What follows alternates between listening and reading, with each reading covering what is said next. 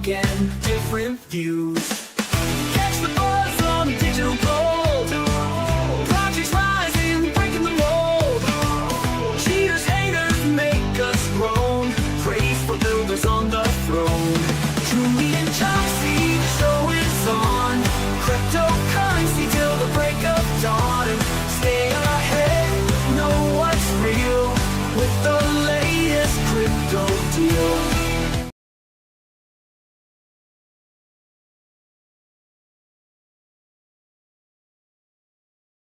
Get you guys back on the right stream. Hello, you guys. Although if you missed the Julie and Joxy show, we were here on Friday. So I missed you guys if you were not here. But if you were here, we had a fun time. I hope you guys all enjoyed it. But welcome back. This is Crypto News with Julie Kennis. I'm your host, Julie Kennis. And this show, as always, is powered by the Cockstein News Network. I'm so sorry, you guys. It was a free ad. That was a free ad. Free ad space for me and Joxy. You guys, I hope you all had a lovely, lovely, lovely weekend. I did not know when I switched from one brand to my other brand, it was going to abruptly kill what I had going on. I almost ended the stream, and then I'm like, no, well, if I end the stream, then I end everything, and I don't want to end everything. I tell you guys, the nuances that come with live streaming every day. So I hope everyone had a great weekend. I hope everyone is ready for the Christmas holiday. Are you in the holiday spirit? Some of you are celebrating Hanukkah already. Some of us are celebrating Christmas already. Did you guys see? I had a Christmas party this weekend. Did you guys all go to my Christmas party? I hope you all did. I did. I posted, I don't normally post videos of like my family doing family stuff, but we had quite the Christmas festivities planned this year. And we don't normally do like a white elephant gift exchange, but my family is so big now that I'm like, well, let's do a white elephant gift exchange. Cause then, we were doing just the kids getting gifts and the adults weren't getting gifts.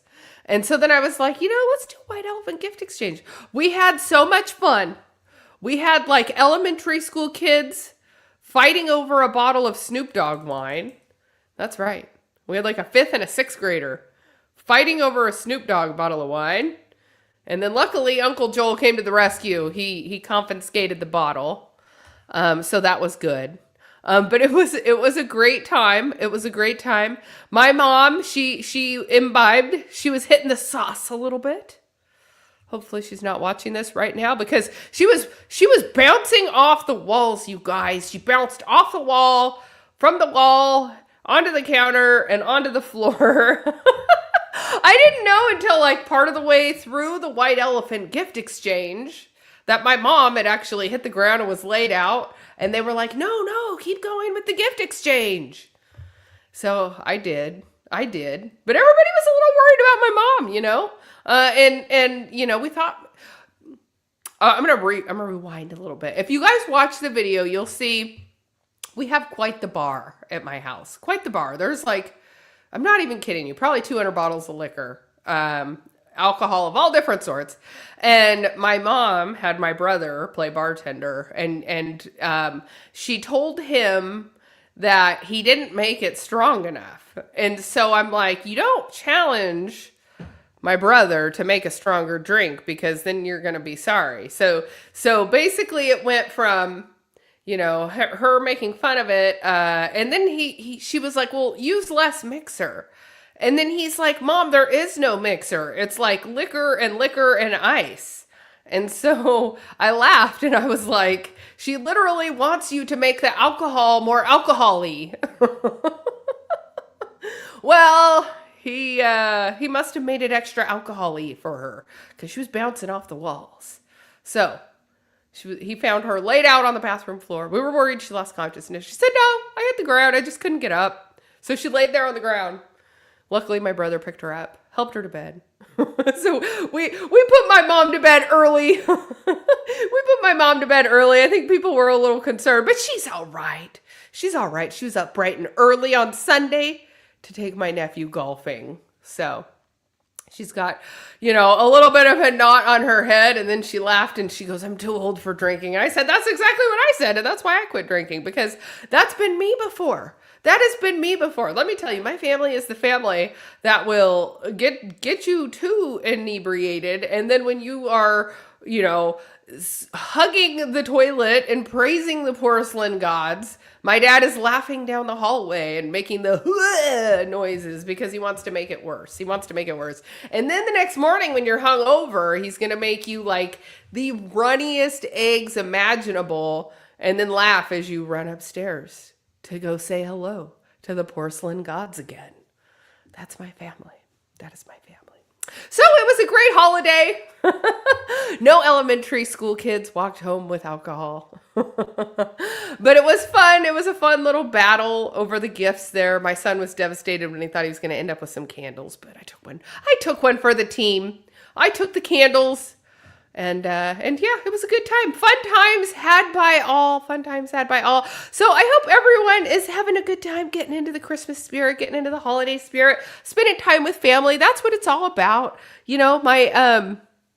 But we really went kind of all out this year for Christmas, thinking it could be my dad's last Christmas. He's got Alzheimer's, he's got dementia. And so he hasn't had his sister over for Christmas in a few years. And so we had her come over and it made it a little emotional. He gave her a hug and, he was crying and we were all crying and it was a good holiday, you guys. It was a good holiday. That's what it's all about. Spending time with your people, spending time with the people you love. So, and just enjoy those moments because you never know. You just really never know. For a minute there, my mom was laid out on the bathroom floor and I thought, well, shoot, maybe it was going to be my mom's last Christmas. No. Anyway, we had a great time. If you guys want, go ahead and watch the video. It's about 13 minutes long. It's a good time. You get a whole vibe of what my family is like. We had a good time. And then I dropped my daughter off this morning for driving school. So we will see how that goes in a couple hours when I go to pick her up. But I'm super excited, you guys. We do have a show to get into today. Let me see. I don't even have the right windows open though. So let's go ahead. We'll take a look at the charts right now.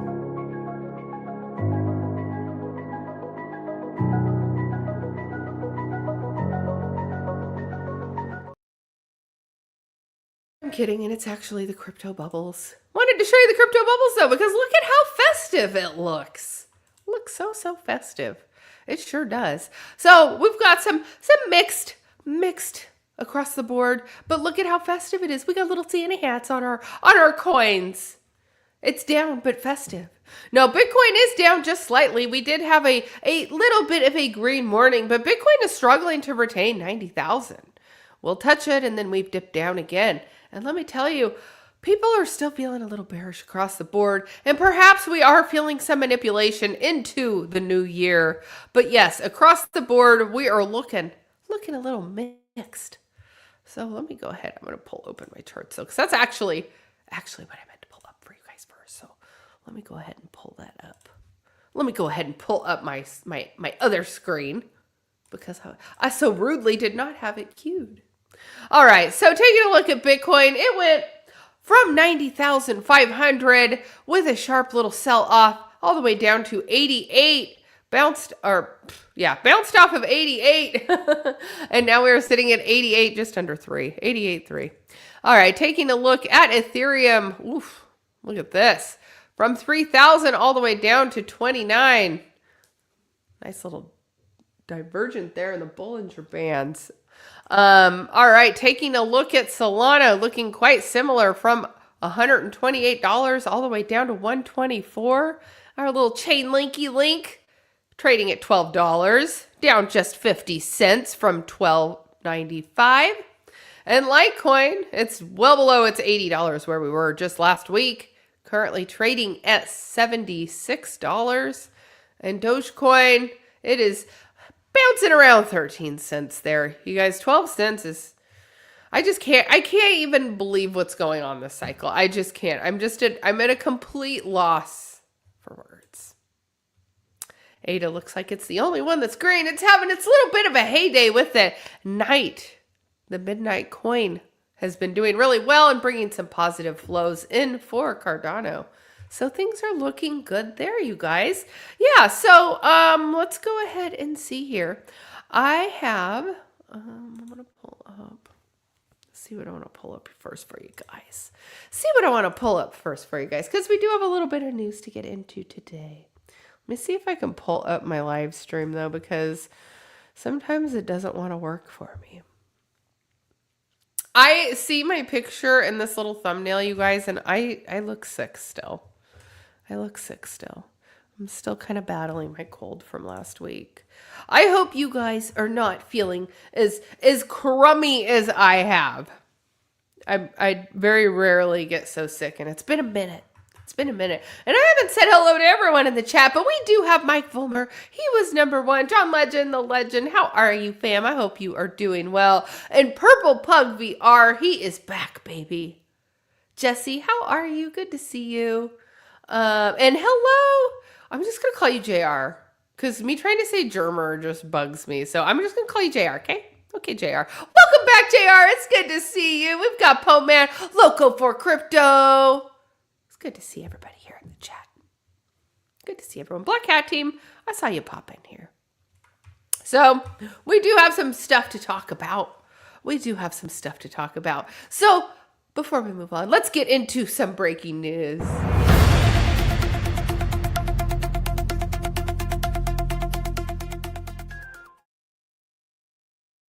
You guys, Trump's World Liberty Finance token ends 2025 down by 40%. The Trump family crypto project World Liberty Finance has seen its fair share of controversy, and the token ending its year significantly down.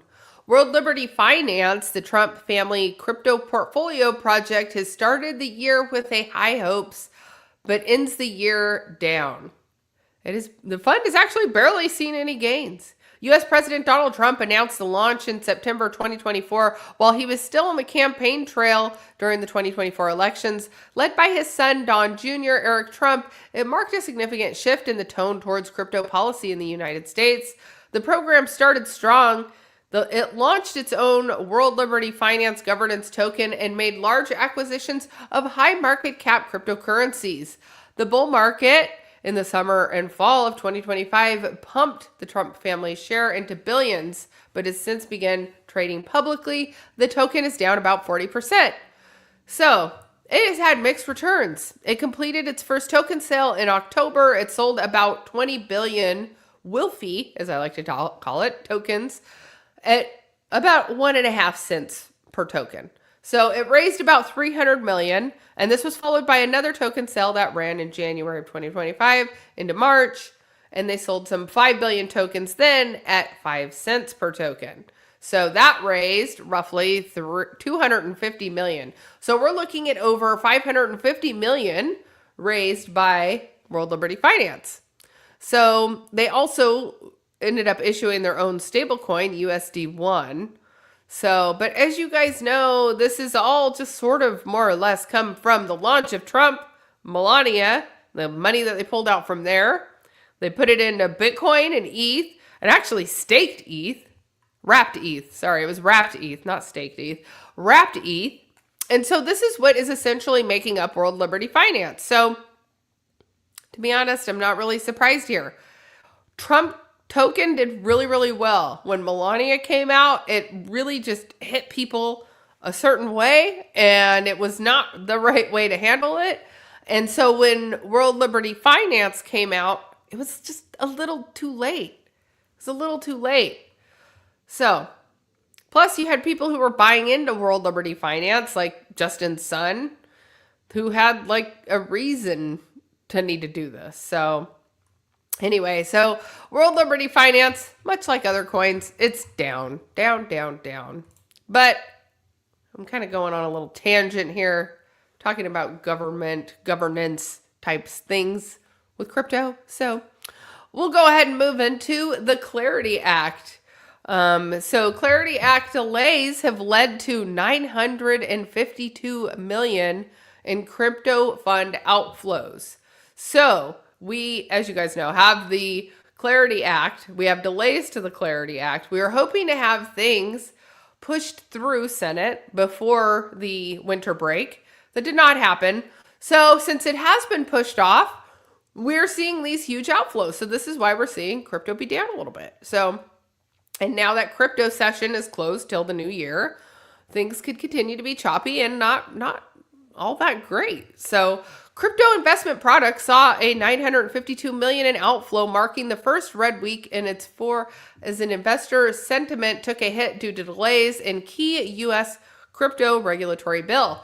So crypto ETPs recorded the outflow, led by 550 million for Ether funds and 460 million for Bitcoin. So we saw a larger outflow for ETH than we did on Bitcoin. The large-scale outflows were mainly attributed to delays by the Digital Asset Market Structure or Clarity Act. So as you guys know, they're just struggling to get this passed. You have members of government that do not know crypto, that don't understand it, and so there's a lot of education that needs to be done. So as a result, it now appears highly unlikely that the ETPs will exceed last year's inflows, with the total assets under management standing at around 446.7 billion compared to 48.7 billion in 2024. So almost the same, but still not enough. And, you know, we already knew that Trump was going to be going into office. And the whole year, it just wasn't a very good year for crypto by and large, although we did hit all-time high on Bitcoin. It's still, the way that the bull run ran this time was very, very, very extractive. Now, whether that's the people that were in crypto, just were very extractive people and didn't really care to keep funds in. But, you know, people typically used Bitcoin and crypto as a store of value. And we've just seen a very extractive cycle. So the Clarity Act delays were the main catalyst in the crypto outflows. So on Thursday, the White House AI and crypto czar said that the Senate markup for the long-awaited Clarity Act will occur in January 2026, as opposed to the previous expectations. As you guys know, they tried to get this pushed through. So we'll have to wait and see. I don't know that there's going to be a whole lot of positive movement here. And I'm almost worried that this could be the catalyst of the actual bull market. Why? Lummis is set to retire from the U.S. Senate at the end of her term in 2027. If you guys missed this on Friday, late Friday, after they closed the session for winter, Cynthia Lummis said that she plans to step down. She's not going to seek re-election. This has been hard. She has said that she has gone through government shutdowns trying to get this all passed. She was famously the one that stood up at the Bitcoin conference saying, I propose a Bitcoin strategic reserve. Here we are a couple of years later. There still is no Bitcoin strategic reserve, and they're fighting to get the Clarity Act through. So even though she is a junior senator, she has said that she will retire at the end of her current term in 2027. The Hill is reporting that Lummis made the announcement after the Senate adjourned for the holiday break. In the statement to The Hill, she said that she didn't have it in her to fill out another 6-year term after an intense session that got particularly exhausting in the past several weeks. Guys, maybe this doesn't pass. This might not pass. Lummis has served a single term in the U.S. Senate in 4 of the U.S. House. Prior to that, she was Wyoming's treasurer and held offices in both chambers and the state legislature. So she is a seasoned veteran when it comes to politics, but this particular term, and in particular, the last several weeks, meaning when the government was shut down, as she's trying to get this passed, is it possible that she sees something that we're not seeing yet? Is it possible that she can tell that this is going to get really intense and maybe not go through? So I'm watching this closely, guys. I'm watching this closely. So I don't know. How do I feel? How do I feel about this? Well, I feel like what bull run? I just now saw the comments, guys. When I'm like, I can't, for some reason, I can't pull up my comments on my iPad right now. I don't know if I need to do a hard reset. Probably need to turn it off and back on. Let's do that before I forget. I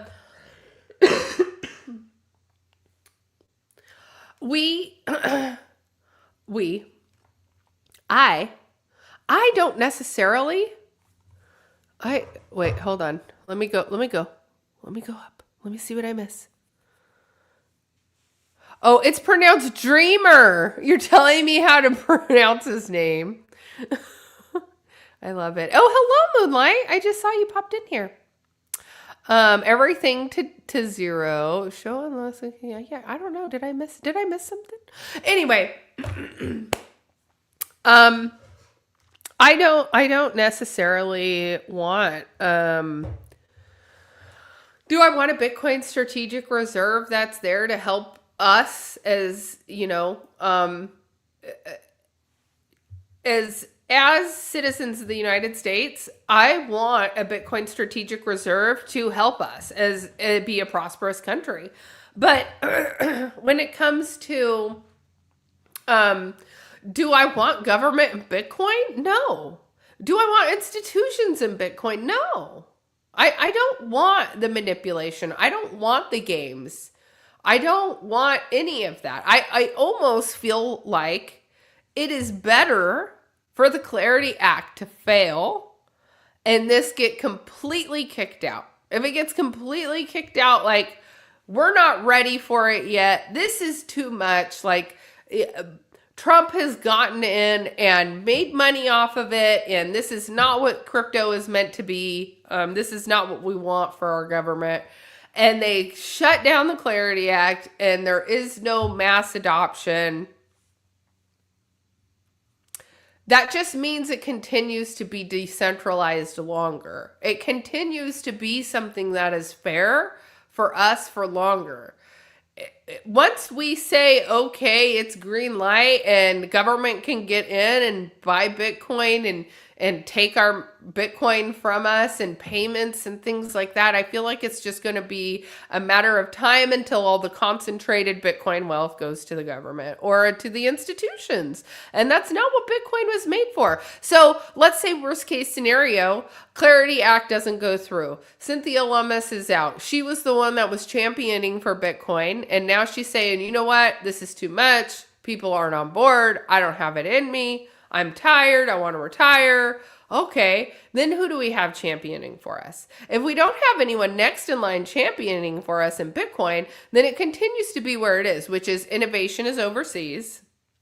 Companies that are here that are operating with cryptocurrency can be debanked. They can have charges filed against them. There are, unclear definitions of how we operate within the ecosystems. There's just different things that, continue to remain clouded. Once we define it all with laws, then it becomes something that we can be taxed on, or that they can confiscate from us, or that they can have all of these regulations on. So I don't necessarily think that the Clarity Act not going through is a bad thing. I think Clarity Act failing will hurt Bitcoin price? Absolutely. Look, we could be at 80,000 Bitcoin in January, and then we find out that the Clarity Act is starting to lose ground. It's starting to fail. And they come after Trump and all of that he's done in crypto. Perhaps he didn't care. Perhaps Trump just didn't care how he was doing business within crypto, because he's like, well, I can't be reelected again anyway. I can't run again anyway. So I can do what I want, and it's not going to matter because I can't run anyway. JD Vance, I think I saw that his odds of winning, I think he's listed at 30% odds of winning if he runs for president this next term. Gavin Newsom is who they have next up against him at 16%, and then AOC at 3% or 6% or something like that, which I don't see AOC winning at all. I hope Americans are smart enough not to vote Newsom. I mean, I live in his state and it is atrocious. I was complaining about my almost $6 gas. We're paying like $4 for fuel right now. I was saying, oh, in summertime, it's going to be like 6. And then Wendy's like, no, we're already paying 6 in LA. Like, and then somebody had posted like just right after that $7 fuel. So there is no bottom there. Like, it's just going to continue. And like, if you don't think that's going to bleed into other states, if he's a president, that's just crazy. He's going to totally mismanage. He's going to totally mismanage other states as well. He's going to mismanage the whole country. And he doesn't care. He really doesn't care. He's a Nepo baby that has been, you know, kind of just coddled his entire time.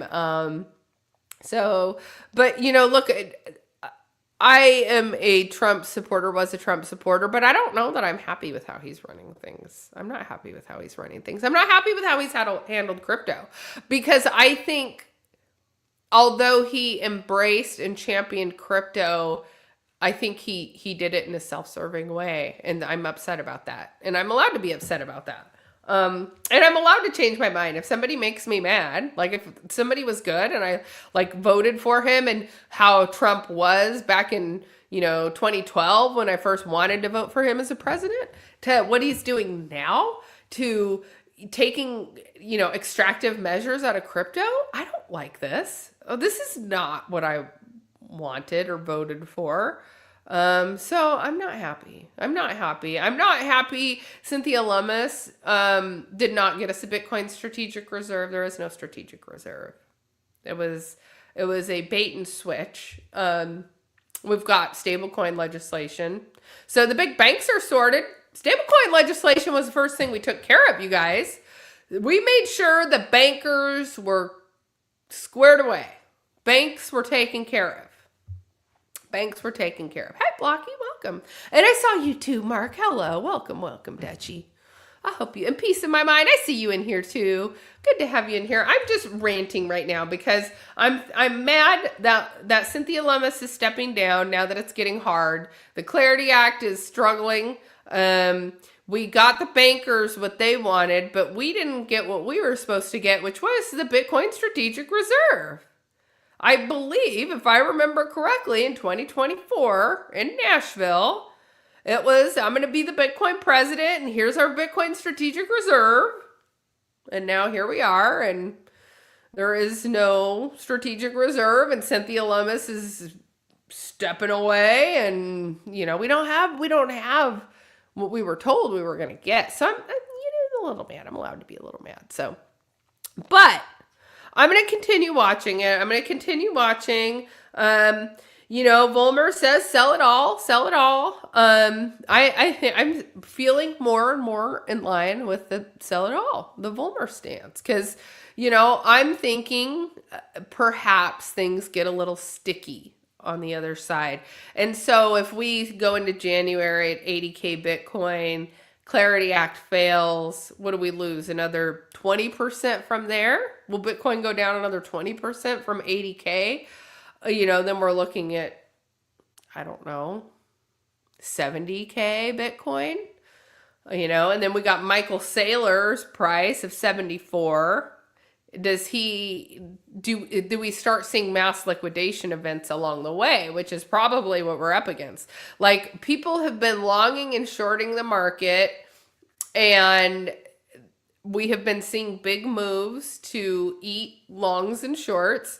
But really, I think we're going to see some mass liquidations events if Bitcoin goes down low enough. So, why are they always from Cali or NY anyway? Yes. Yeah, California is,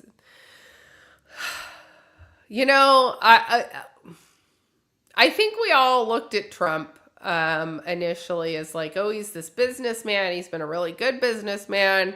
His dad wasn't necessarily, his dad was a developer, but Trump was a big developer compared to his dad. And, he had all these businesses, and some businesses did really well, and some maybe went under. But at the end of the day, lots of people open lots of businesses, And so, yeah, Black Hat's team says still got all of 2026. So, I don't know.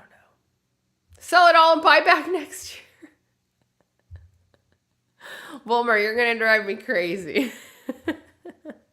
Yeah, you guys, it's super choppy. It's super choppy. I'm scared to make any moves right now. I'm scared to make any moves. I've got stables. I've got my Bitcoin. I've got my positions.